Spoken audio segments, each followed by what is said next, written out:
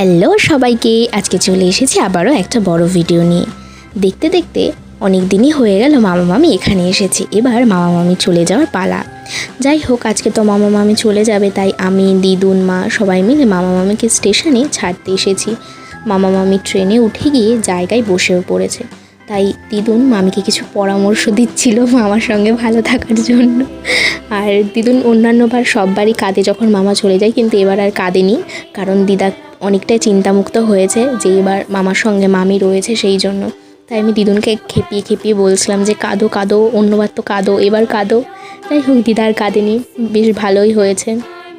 তারপরে মামা আমাদের সবার সঙ্গে একটু কথাবার্তা বলল, আমি কিছু ছবি তুলে দিলাম দিদুন আর মামার। তারপরে মামা মামিকে টাটা করে দিলাম। এবার ট্রেন ছাড়ার সময় হয়ে গেছে, তো ট্রেনটা ছেড়েও দিল। তারপরে ওরা তো চলেও গেল। এবার আমরা বাড়ি চলে এসেছিলাম। বাড়ি আসার পরে দিদুন আমাকে অনেকগুলো খুচরো পয়সা দিয়েছিল, যেগুলো আমি সব ঘটে ছেড়ে দিয়েছি।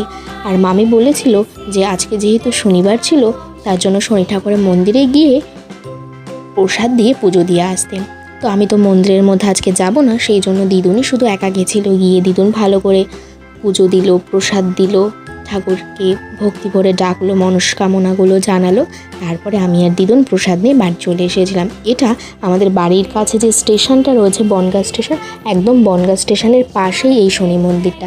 যারা মাঝে মাঝেই বা ডেইলি বনগাঁ স্টেশনে যাতায়াত করে, আশা করি তারা চিনবে এইটা।